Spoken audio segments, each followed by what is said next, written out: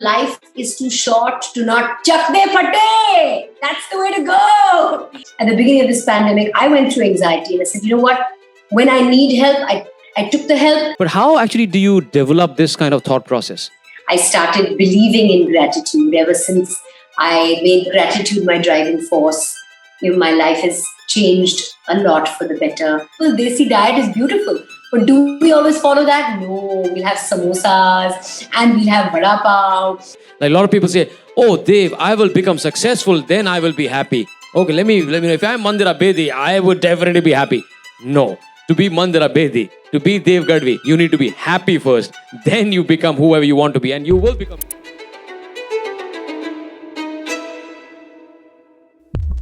Give a big round of applause to one and only Mandira Bedi. All right. Namaste, Mandira ji. How are you? Hi, Dave. What energy you have.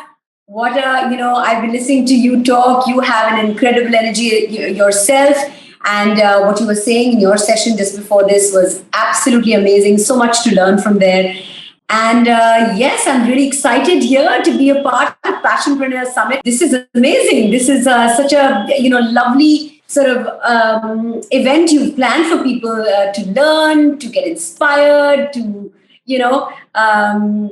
feel good. We all excited. Everybody was saying like, when Mandira ji kab aa rahi hai, Mandira ji kab aa rahi hai. You already know you from the time when Shanti was there. From that rising to fame. Let me catch my breath a little bit. All right. So from there to doing so many things. Going from very high in your life. IPL fame, being a fashion designer, your health and fitness icon. You are a published author now. So the thing is, from where you came to where you are, it was not a straight road. You had a lot of ups, a lot of downs, a lot of challenges, a lot of struggle.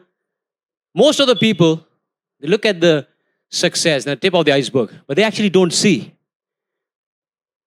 what person has gone through. Tell us a little bit about your dark times, because I think that is what we should discuss. That how did you muster the courage when you had downtime, when you went to a negative spiral, emotionally, socially? I don't know, did it take toll on your health? Give us a little bit background on how did you overcome that? Well, here's the thing, like you just said, in the entertainment business, people believe that those who are in the entertainment business, wow, it's amazing, what a fantastic life. People who are in entertainment lead. And of course, I'm so grateful. There is so much to be thankful for, to be a part of this business. I feel blessed, I feel privileged, I feel grateful every single day. But having said that, it can be very unforgiving as well. So you are remembered for your last successful project. So it could be that, you're getting a lot of work and then you get a couple of projects that didn't do so well and then nobody touches you and then you have no work. And, how much ever you reach, it's funny. When you're on a high, everybody wants to work with you. And that's the time when you don't need this much work coming your way. But when you need the work, nobody wants to work with you because you're on a low and you just have to find some ways of dealing with it and picking yourself up. And I read this somewhere and I firmly believe it, that there's much, much more to be learned from failure than there is from success. You learn very little from success. Success is, it's like a high.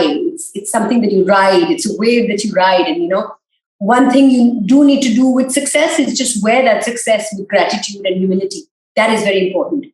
But there's so much more to be learned from failure, because that's what teaches you strength. That's what teaches you courage. That's what teaches you, how to pick yourself up. That's what teaches you how to reinvent. That's what teaches you how to transform yourself. Failure teaches you everything. Success teaches you very little. And one of the things in this business is, with the highs and the lows and the crests and the troughs and the ups and the downs, it's those downs that make you the person that you are, that give you character. Because I think, if you didn't have those downs, you never appreciate the highs. And one of the most important things I've learned in this business, and I think we can apply it to life, and in any of the work that we do, that, the good times are passing and the bad times are passing. So as long as you keep that in your mind, that this too shall pass, even if it's an amazing, successful, positive wave, it'll pass. It won't remain like, it's not a permanent state of being in. Even if it's a negative, really dark, depressing, deep, spiraling low, this too shall pass. So you have to know that the good times and the bad times are transient, they're passing. And that's the one thing I learned. And that's what's very important to learn in any business that you're in. That the good times, you can have an amazingly successful couple of months where everything you're doing is touching to gold and going right. But what happens? You've got to also know at the back of your mind. I'm not saying be a pessimist, but know that these good times will also pass and the bad times will also pass. You have to find yourself in a space of, in a moderate space, in a space of calm, in a space of peace, in a space of joy, regardless of what's happening in the outside world, knowing that the good times and the bad times, both of them, are not a permanent state of being. Wow. Did you always had this attitude, or did you learn it the hard way, or how did you develop this attitude? Because sunne mein bada acha lag raha hai, and everybody's appreciating. But how actually do you develop this kind of thought process?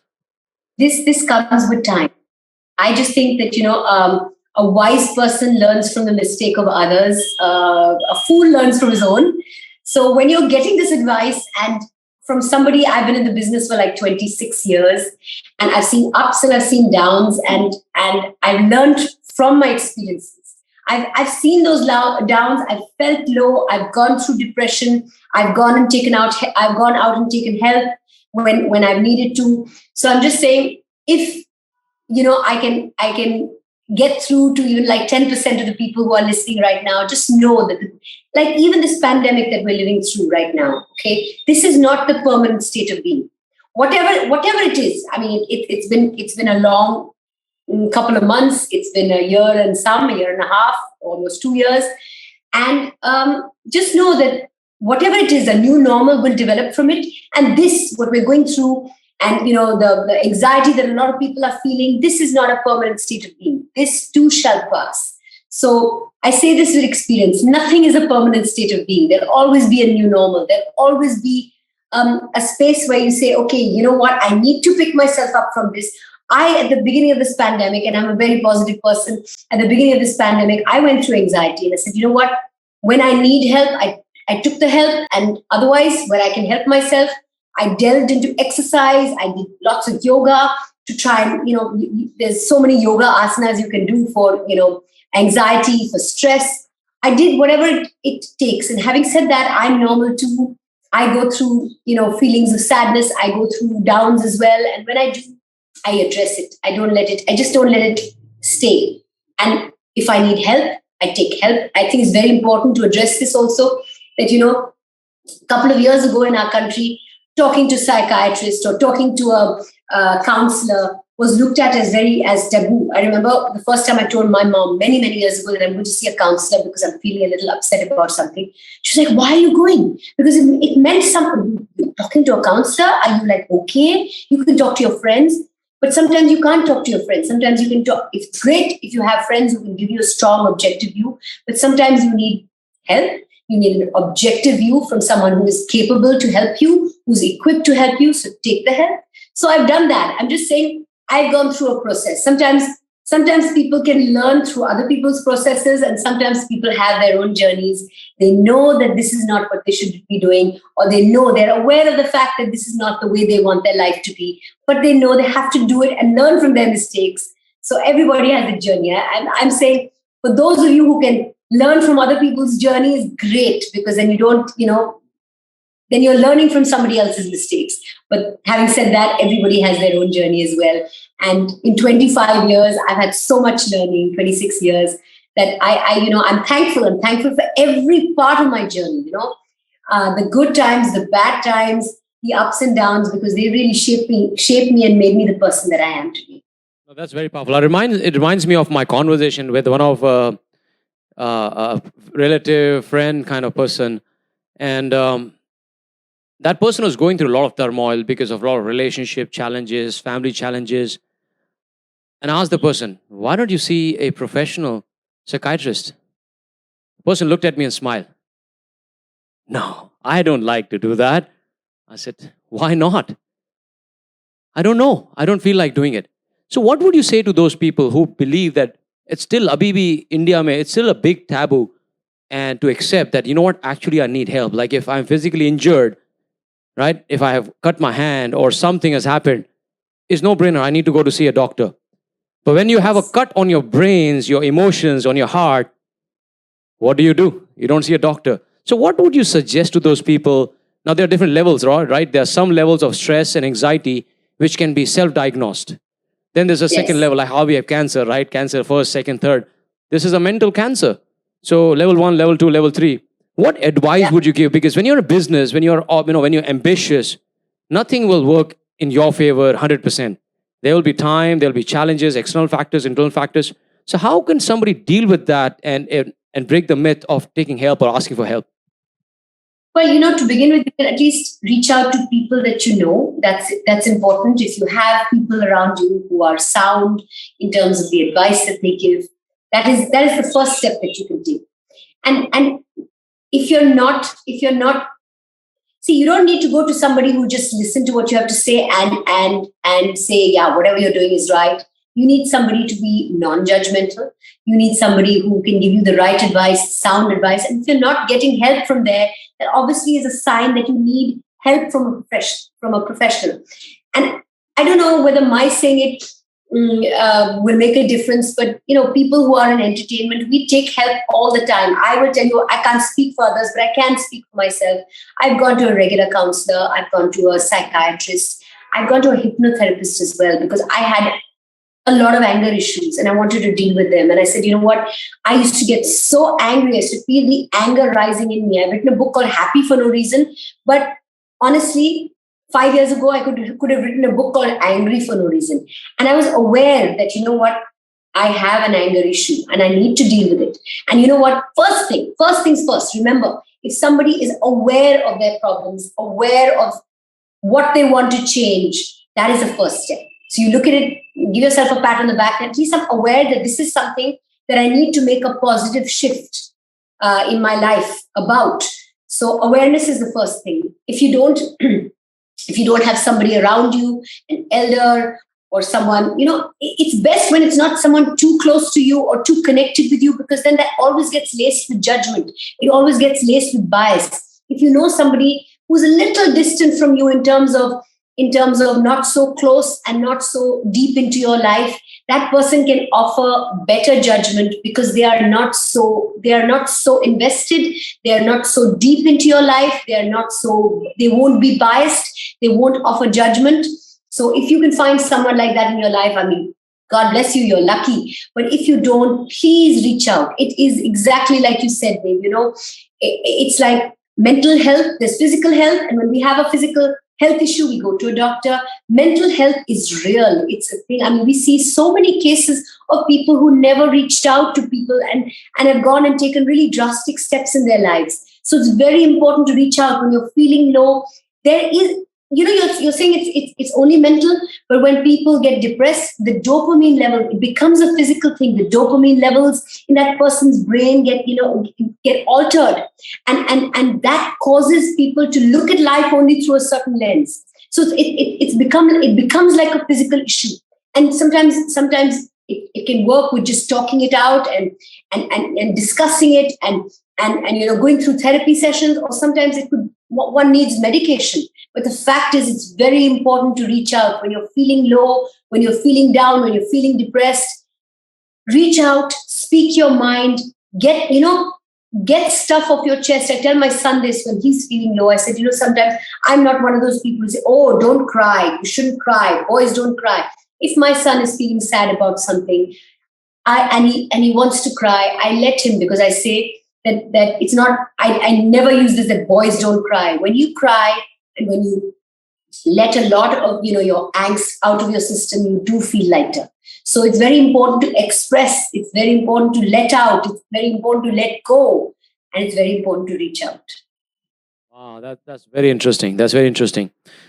Um, we spoke about the mental health and importance of it, and the emotions, how you can be happy for no reasons. And by the way, guys, you must go and buy this book, Happy for No Reason. I have bought a snippet, and I'm getting my copy very soon. I urge all of you here also go to Amazon. It's available on Amazon, right? Amazon, Flipkart. Yes. Okay, guys, go to Amazon. Just search Happy for No Reason. Oh, guys, team, can you just send a link in the chat for you, for all of us to go and buy this book? Because look, as much as we need doctors, we need people like Mandira, who's not just sharing the bookish knowledge, but experiential knowledge from how she's gone from where she was to where she is.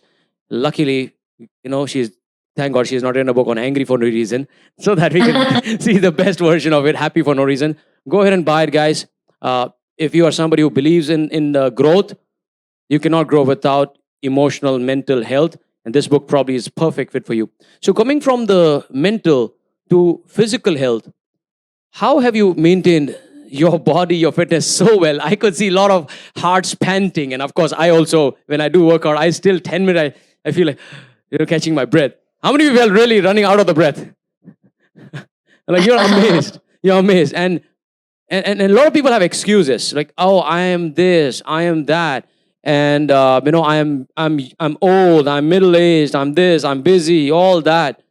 What would you say to those people?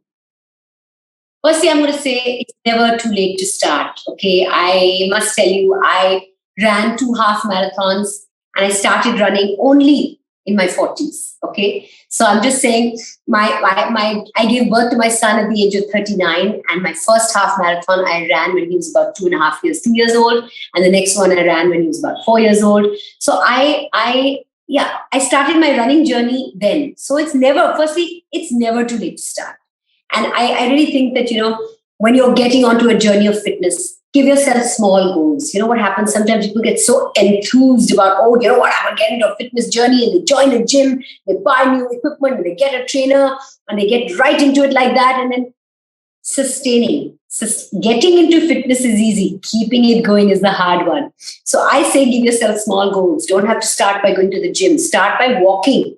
There's not, 3 times a week, like, I work out every day, right? So 4 times a week I'm doing weights, but 3 times a week I walk for 1.5 hours, like in the day. I love walking because walking gives you no injuries. When I'm training for a marathon, that's when I get into the whole running space. I run maybe once a week, but 3 times a week I'm walking. So that's a great start. You know what? Your walk, your exercise starts when you go for a walk the moment you finish tying your shoelaces. So you've tied your shoelaces, and you can put if you have a device that counts your steps or whatever, you put that on and your exercise starts there. Least amount of time wasted. For those of you who say, oh my God, I don't have time to exercise, here's the thing. Anyone can walk, and you can walk everywhere. I mean, during the pandemic, I was running in my living room. I was running in a figure of 8 because I didn't want to get dizzy. So I didn't want to run in one direction. I found a figure of 8 to run in, so I didn't get dizzy. And I ran for 1 hour in my living room. So I'm just saying, where there's a will, you can, for the moment, give yourself, you know what, I want to lose 2 kilos. I'm going to give myself 2 weeks to lose 2 kilos. And when the first week you lose 1 kilo, and the second week you lose the second kilo, you say, well done.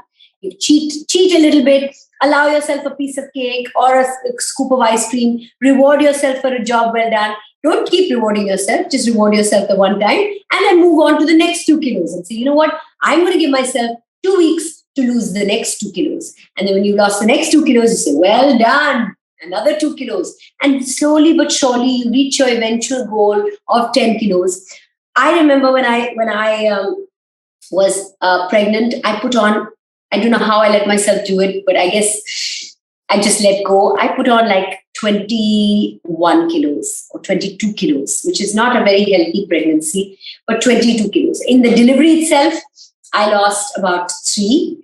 And so I had 18 kilos, which I had to lose all on my own.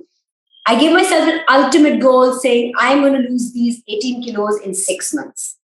And I just did it literally 2 kilos at a time. And in 6 months, honestly, I had lost my pre-pregnancy weight. And the other thing is, if you've been slim and you've put on weight, don't buy yourself new weight clothes, the heavier weight clothes. just say, okay, you know what? This was the weight I was. This is the weight I want to be. And just aim to get back. For me, the biggest goal, one of the biggest goals was, of course, I wanted to get back to work and everything. But one of the biggest goals was I just wanted to reclaim my old wardrobe. My 26-inch waist jeans, I had so many of them. What, I'm going to throw them away just because I put on all this weight? And 6 months I was wearing, and now some of those clothes are loose for me as well. So I'm fitter now and healthier now and in a better space physically now than I was before my pregnancy. That is so interesting.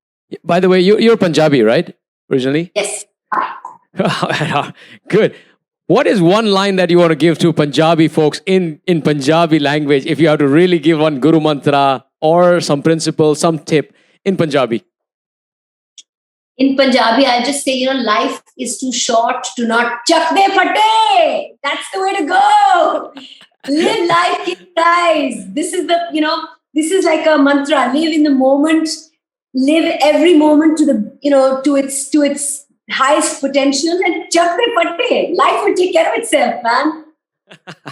That's so interesting. I remember, I share this with my students that your body is like the vehicle that is taking you on life's experiences, right? It's a vehicle that's taking you from different experiences. Now, you want to load this vehicle with garbage or dump so much of filth and regret later when you are getting close to 40s, 50s, 60s.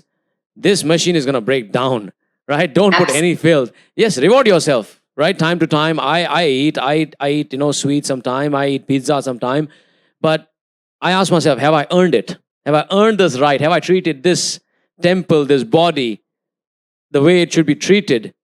If not, then I don't deserve it. And I be hard on myself from time to time that I need to earn it. But there are times when I become easy on myself. I think it has to be a right mixed balance. You cannot just be like tough always. And what are you working for?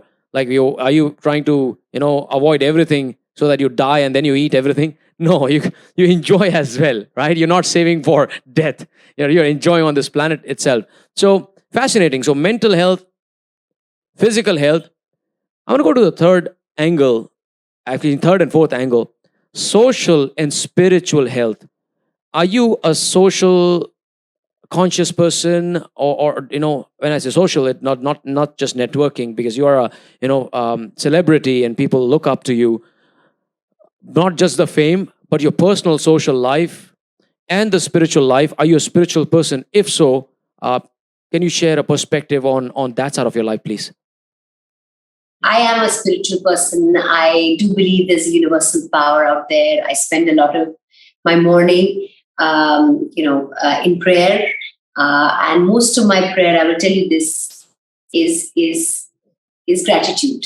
I think ever since I started believing in gratitude, ever since I made gratitude my driving force, my life has changed a lot for the better. In the sense, we've talked about dark times, and I've gone through a lot of them. And if we dwell on those dark times, if we keep telling ourselves, why has this happened to me? Or why am I going through this? Or what have I done to do this? We'll never get out of it. We'll continue to be bitter and sad and depressed our whole lives.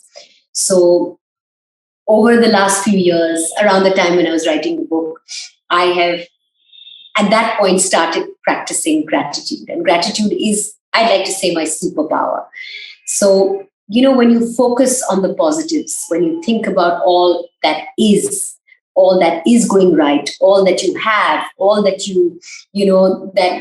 that runs in, there'll be 20 things that are not in working order. There'll be 20 loose ends that you need to tie up. There'll be 20, issues in your life.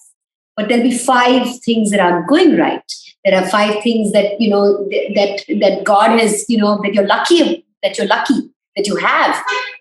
Like even during the pandemic, every single morning when I woke up, like we were in lockdown, and I realized one thing. This was my mantra for the lockdown, that, we go out and we buy and we need and we want this and we want that. But during the lockdown, we just lived on whatever the basics were. And that's when I realized that thoda hai, thode ki hi zarurat hai. And that was my mantra through the lockdown. And generally speaking in life, before I wake up and before I open my eyes, I first say thank you that I've woken up today. Thank you for a night of sleep. Thank you for the roof over my head. Thank you for the food on my table. Thank you for my children. Thank you for the health of my children. Thank you for my health. My God, if I was to start saying thank you and make a list of saying thank you, I wouldn't get out of bed because there's so much to be grateful for. So when you say thank you and when you practice gratitude and when you feel truly grateful, I think it gives you a different perspective on life and you look at life through a different lens. So I read this somewhere, and this is a mantra that's kind of stayed with me for a very long time. I don't know who wrote it, but this line means a lot to me. Whenever and wherever there is gratitude, there's no room for negativity or unhappiness. So at the point when you're feeling so grateful, when you're feeling grateful for, and there's always something to be grateful for.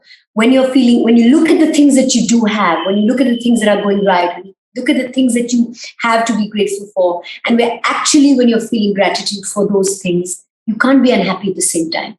You can't be negative or depressed or sad at the same time. It's either or. So whenever things are going rubbish, and whenever things are going wrong, and whenever things are spiraling out of control, I just, I take a few deep breaths. I really just breathe and say, okay, let me look at what is right, what is going okay. And when I look at my life and all that is going right at this point of time in my life, the things that aren't suddenly become small. Suddenly there's a distance from them, and suddenly you say, okay, when you focus on the positives, there's so much more to focus on. So even in the book, Happy for No Reason, there's there's one entire chapter on it's never too late, because we talked about it's too late to start exercising. It's never too late to do anything in life. So it's never too late. I've talked about fitness. I've talked about self-love. I've talked about letting go. But and of course, the middle chapter, the core, is the exercise chapter. So it's a really fat chapter in the middle of the book with playlists and workouts and everything. But the final chapter in the book is on gratitude, because gratitude is my driving force. And I talk about gratitude and how gratitude has changed my life. And then I said, people say, "Arey, kya hai? What is there to be thankful for? Nothing's going right." So I said, let me write a list to show people how you can find things to be grateful for. So I said, I'll write a list of 10 things, just to give people. It's the big things and the small things. It's, so I started with 10. And then I said, 10 is too little. Let me write 20. And then 20 became like 50. And then 50 was like, okay, I'll write 75. And then big things and small things. I mean, don't get me wrong. It's not like, and the big things and the small things are what we should be grateful for. We should be grateful for the small things as well. From 75, I went on to 108. 108 is a holy number. When you do a mala ka jap, it's 108, right? You say prayers, sometimes you say it 108 times. So I wrote 108 things to be grateful for, and I can write another 108 apart from those. So my point is, if you start looking for the things that you have in your life that you can be grateful for, there's so much more to be grateful. There really is. Focus on the positives. You focus on the things that you can be grateful for. There is more that you find to be grateful for. Wow, beautiful. So beautiful. How many of you are really grateful? Okay, let's do this, okay? All of you. What is one thing you're grateful for right now? Put it in chat box. What is one thing that you're really, really grateful for right now? Let me see. Can you open the chat? Breathing. My laptop. Good. Being alive. For this moment. I'm here. I'm meeting Dave. So many. See? My God. Awareness. Health. Beautiful. See, so many people have so much to be grateful for. And if you start writing from the top of your mind, the list is never ending. Yeah, we can go all day.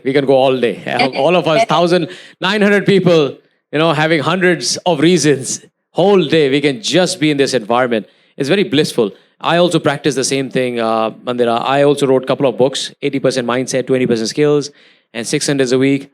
I come from a humble family, and I realized the power of gratitude at the age of 33. I was like, my God, why was I not practicing this? This is a magical superpower. And ever since I started my journey, it's been last 3.5, 4 years. Yes, millionaire status is good, Ferrari is good, 11-bedroom home is good. But that does not equate to happiness. Happiness is intrinsic, not the extrinsic. Like a lot of people say, "Oh, Dave, I will become successful, then I will be happy." Okay, let me know. If I'm Mandira Bedi, I would definitely be happy. No, to be Mandira Bedi, to be Dev Gadhvi, you need to be happy first. Then you become whoever you want to be, and you will become you. You'll not become me. You'll not become Mandira. You will become you. So I'm going to open this questions from people. Couple of questions, people writing is one was on anger management and one was on passion. How did you find your passion? Or how say something about anger management? So whichever question do you think you want to take first? So first up, like I said, anger management. Anger was, I dealt with it a couple of different ways. One was I found myself, I can actually feel the anger rising when I get angry. I can feel it rising inside of me. And there are a couple of ways of dealing with it. If you actually just take a few deep breaths, that is like the most basic. For the moment, if you want to deal with your anger, you take a few deep breaths and count to say 10 before you respond. You in all probability, you will respond differently from the way that you would respond in anger. So that's one thing, because sometimes you say things in anger and those words can never be taken back, and that's not a good place to be. In my case, so that's just for the anger for the moment. In my case, because I felt I had a lot of anger and it needed to be dealt with, I did hypnotherapy for it. And hypnotherapy is not like this crazy thing where you're lying on a couch and somebody's swinging a pendulum in front of you. But it's just, what it is, you're in a state of deep relaxation. You're absolutely aware and you're absolutely, conscious, and you know what you are saying. It's not like you're blurting out stuff that you don't want to talk about or anything like that. But it takes you back to, because you're in a state of such absolute relaxation, you can access, how in your mind we only use that much. Our consciousness, our conscious mind is only a few, I don't know what the exact number is, 5% of what we use is just the tip of the iceberg. This unconscious, the subconscious is the body of our mind, which we don't access, which we don't reach, which we don't touch. So hypnotherapy got me into a space where I could access parts of my mind, which and a lot of issues that in my childhood that I pushed down and I pressed down and I didn't want to think about, didn't want to deal. We brought them to the surface. We talked about them and there are mandiras from my childhood who went through a lot of different things and processed things, not because there's nothing right or wrong in it, but at the age of 7, something happened to me which I processed in a certain way and I pushed it down. And that has made me the person I am today, be it negative or be it positive. So the negatives had to be dealt with. And, we had to tell the Mandira from 8 years old, when she was 8 years old, and the Mandira from when she was 14 years old, for whatever she's experienced, it's okay, and to let it go, because we hold back a lot of stuff and push it down. And then it kind of manifests in certain behaviors when we're adults. So that's what hypnotherapy helped me do. And honestly, like you just said, happiness is something that is intrinsic. It has to come from within. Happiness should not be about, oh, wow, I am happy to be a part of Passionpreneur, but it can't be my only reason for happiness today, right? I have to wake up in the morning feeling happy from within. I should not feel, anything outside of yourself that gives you happiness is temporary. You've got to find a space of joy. You've got to find a space of peace. You've got to find a space of calm from within. That is what being happy for no reason is all about. So even with the anger management, where you need to take help, take help. The other ways of doing it is actually, you get into exercise. Exercise releases endorphins. It makes you generally a happier person. You practice yoga. And yoga is not just about doing asanas. It's about a way of life. Be it fitness or be it yoga. If you actually embrace it as a way of life, it'll change even the human being that you are. It'll make you a happier person. Yeah, I think. Sorry to cut you. I think what you said is beautiful. Like the workout makes you happy. Like a lot of people don't understand this. I want to throw some light on this. Is you said when you work hard, there are some chemicals which are released by your body, right? Some happy chemicals, neurochemicals in your brains. There are 4 chemicals like dopamine and endorphins and so many, out of 4, when you work out physically, 3 chemicals are released in your body. And those are the same chemicals responsible for high when you're having liquor or drugs or whatever, but you actually don't need that. Those are bad. Those are, external chemicals. You already have a chemical factory here. Don't do chemical locha. Produce right chemicals. Produce right chemicals, not the wrong chemicals. If you are feeling low, that means your the bad chemicals that they're neurochemicals in your brains are released more. And then that you might have heard about guilt eating.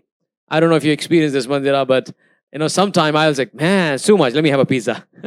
Right? Sometime I do that. Sometime I go into this mental state. I remember my time when I was doing my first events.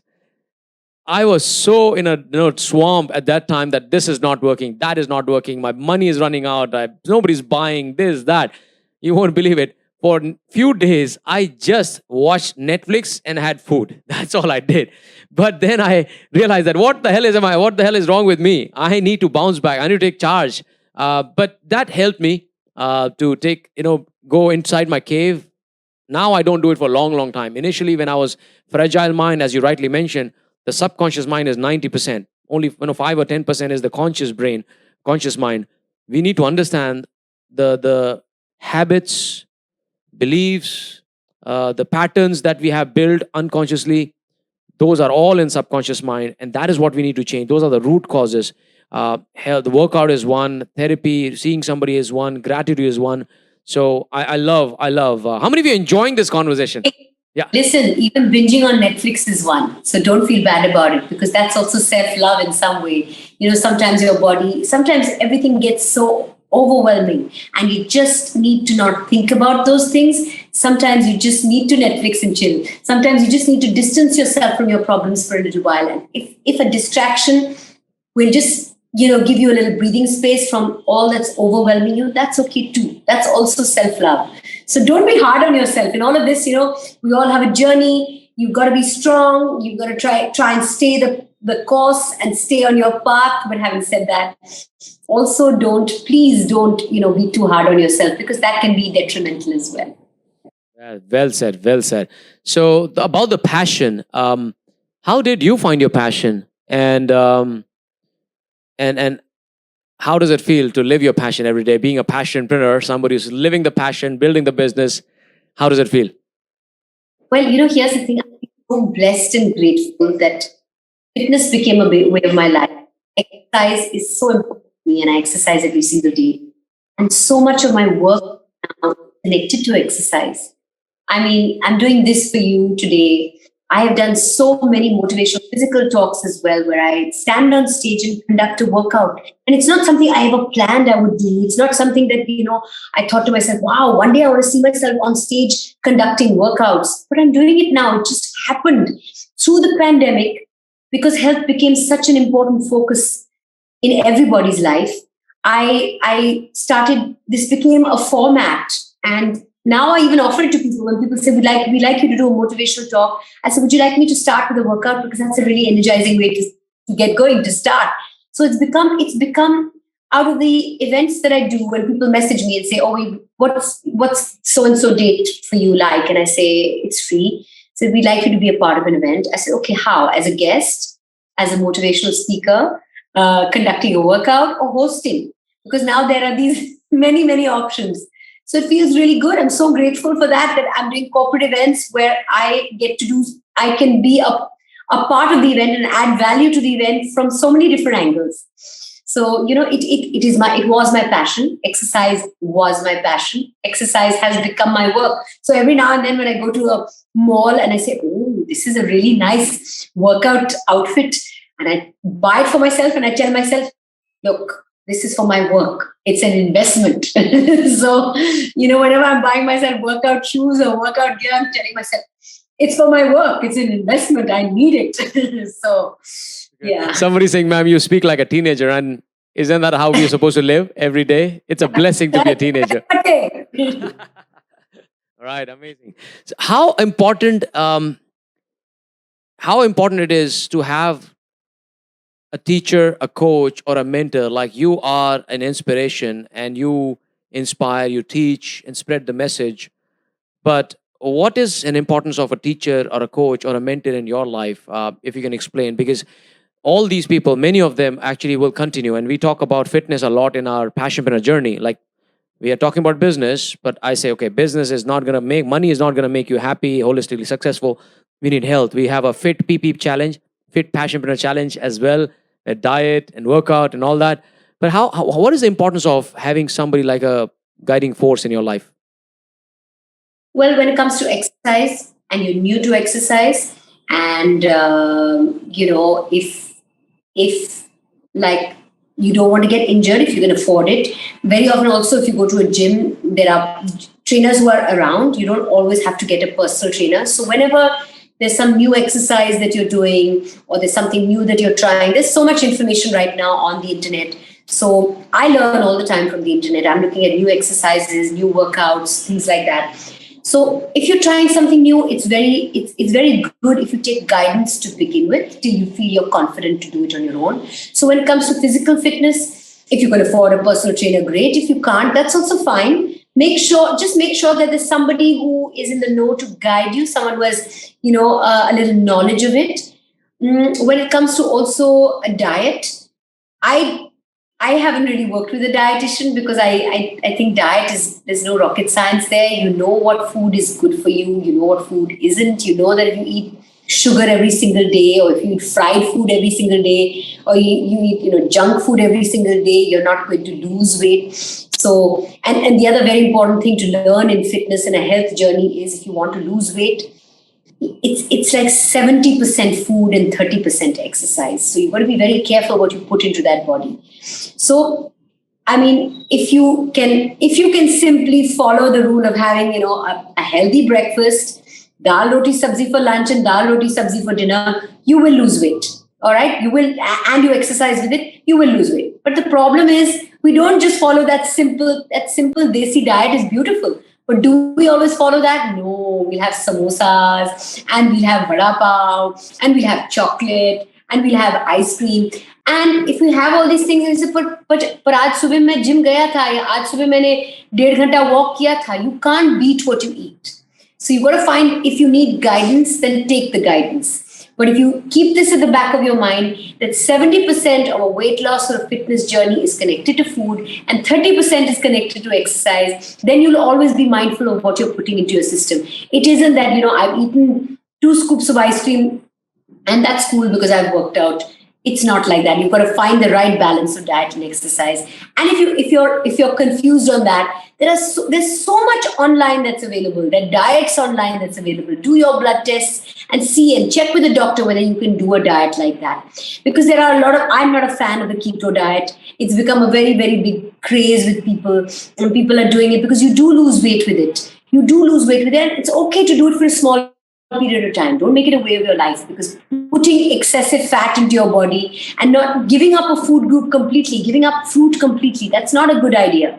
So whatever you're doing, do it at least, even if it's not in conjunction with a nutritionist. Make sure you just check with your doctor. Basis what your counts are, basis what your blood reports are, basis what your fasting and your sugar levels are, what you can do and what you can't do. So it's very important to consult the right people. You don't have to go to a nutritionist, but just check with your doctor. Can I do this kind of diet for a little? And don't do, these fad diets. You do them for a little while. The moment you get back on track, get back on normal kind of eating or the way you used to eat, you put the weight back on. So better you find a diet that is sustainable long term, that you can follow for a long period of time, that becomes a way of life. 5 days a week, I am very, very good with my diet. I don't eat things I should not be eating. On Fridays and Saturdays, I allow myself a little indulgence. But come Sunday, I come back on track completely. So that's the way to go. You have to find something that is a way of life as far as exercise and fitness is concerned. And initially, you take the help from the people that you need to take the help from, just so that you don't go off track, just so that you're not doing something that's harming your body. But otherwise, once you've got a hang of things, you can do it yourself. You know your body the best. Listen to your body. Listen to your body. And do what feels right. And sometimes, even if you don't feel like, push yourself to become a little uncomfortable. So, guys, if you're enjoying this conversation, I have a challenge for you. Mandira and I, we both have a challenge for you. Are you ready? Who's up for the challenge? Who's up for the challenge? Passionpreneurs, can you show your energy? All right, great, great. So here is the challenge from both of us, okay? You can take a screenshot of this or a selfie with us and declare to the world that from today, my transformation begins. Mental, physical, spiritual, social, the complete transformation begins. And start with a 21-day challenge. For next 21 days, I'm going to watch my diet. I'm going to start workout, even if it is for 10 minutes like what Mandira, she did today. Have a discipline, no fried food, no junk food, right? For 21 days, can you resist this temptation, right? And this is a challenge that you're proving to the world and proving to yourself that if I can resist the urge and if I can be disciplined for next 21 days, I will become a millionaire. Okay? Are you ready for the challenge? Dave, that's wonderful. I'm going to add to this. You talked about social media, and a lot of people use social media and say no. A lot of people say social media is a very negative place. There's a lot of trolling. There's a lot of negativity. I look at social media as a very, very positive space. It is a place where you just spoke about 21-day challenge, and that's what reminded me to maybe share it with everybody over here. That how many ever followers you have, or how many ever friends you have, be it on Facebook or be it on Instagram or wherever you may Twitter, wherever you want to put it out, you put out the challenge. The moment you put it out into the universe, that's how I started. I started with a 21-day challenge, 21 days of mindful eating and exercise, everyday exercise. So I did it. 21 days went by like that. And that's how it becomes a habit. You do something for 21 days, it becomes a habit. After 21 days got over, I said, I'm going to try 100 days. And I did 100 days of not missing exercise. So it was 100 days of exercise. And when I was reaching the end of the 100 days, I was like, oh gosh, I don't want to end. I wanted to continue. So I continued that 100 days into 365 days. I cheated a little. I didn't start from scratch again. But that 100-day challenge went on. I did 365 days of not missing a single day of exercise. When you put it out into the universe, it's not like anybody's counting. It's not like anybody's following you. It's like, acha, aaj to usne koi post nahi dala or whatever. But if you put it out every day, regardless of who's watching, you put it out into the universe, you'll follow it. So that's one way. I only use social media to put out positivity, to put out positive things, to put out exercise. I don't expect anybody to respond to it or react to it or tell me well done or tell me you didn't do so well today or any of that. I just put it out because I put it out into the universe that I'm going to exercise. So that's another way of using social media in a positive way and combining it with your 21-day challenge. Everybody's on some form of social media. If you say, every day I'm going to put out one post about my exercise or what I did today, it'll be something, it'll give you a routine, it'll give you a discipline, and it'll keep you on course.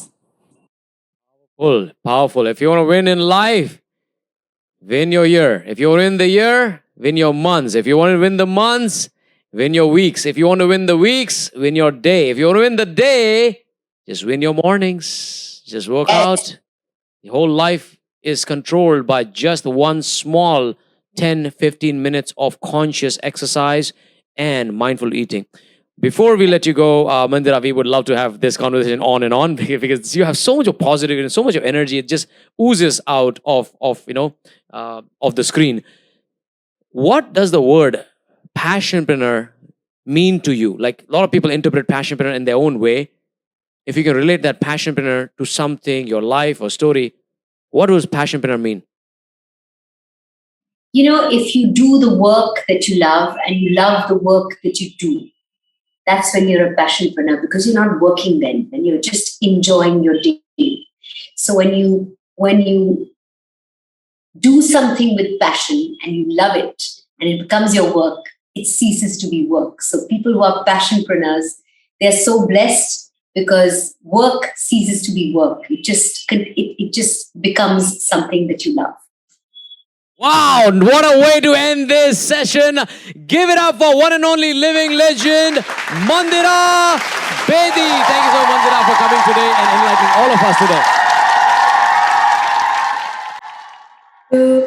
Thank you.